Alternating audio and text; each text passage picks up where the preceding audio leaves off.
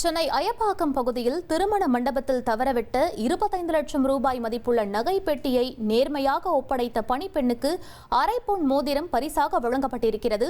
கூடுதல் விவரங்களை எமது செய்தியாளர் கார்த்திக் வழங்க கேட்கலாம். வணக்கம் கார்த்திக், உங்களுடைய தகவல் என பதிவு பண்ணுங்க. சென்னை தாம்பரம் மடப்பாக்கத்தை சேர்ந்தவர்கள் ராமகிருஷ்ணன் மீனாட்சி தம்பதியினர். இவர்கள் கடந்த மாதம் 27ஆம் தேதி அயப்பாக்கத்தில் நடைபெற்ற தங்களது உறவினர் திருமணத்தில் பங்கேற்று வீடு திரும்பியிருக்காங்க.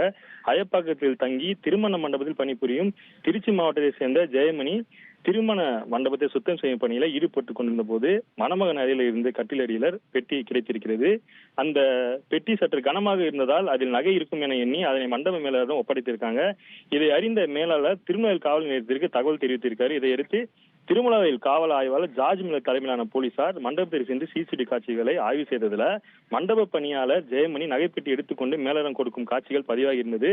மேலும் சிசிடிவி காட்சியின் உதவியுடன் நகைப்பெட்டியை தவறவிட்ட நபர்களை தொடர்பு கொண்டு துணை ஆணையர் அலுவலகம் வரவழைத்து அவர்களும் வைரம் தங்க நகையை ஒப்படைத்தார்கள். இதன் மதிப்பு சுமார் 25 லட்சம் என கூறப்படுகிறது. நகையை பத்திரமாக ஒப்படைத்த மண்டப பணியாளர் ஜெயமணி நேர்மையை பாராட்டி ஆவடி காவல் துணை ஆணையர் ஐமன் ஜமால் அலுவலகத்திற்கு நேரில் வரவழைத்து பொன்னாடை போற்றி மரியாதை செலுத்தி ஊக்கத்தொகை வழங்கினாங்க. நகையை பெற்றுக்கொண்ட குடும்பத்தினர் ஜெயமணி நேர்மையை பாராட்டி உணர்ச்சி பொங்க 4 கிராம் தங்க மோதிரத்தை வழங்கியிருக்காங்க. தங்கம் மற்றும் வைர நகைகள் மண்டப பணியாளர் காவல்துறையினர் ஒப்படைத்த நிகழ்வு நெகிழ்ச்சியை ஏற்படுத்தியிருக்கிறது. விவரங்களுக்கு நன்றி கார்த்திக். உங்கள் தந்திவன் தொலைக்காட்சியில் கணபதியே வருவாய் தினமும் காலை 7 மணிக்கு காண தவறாதீர்கள்.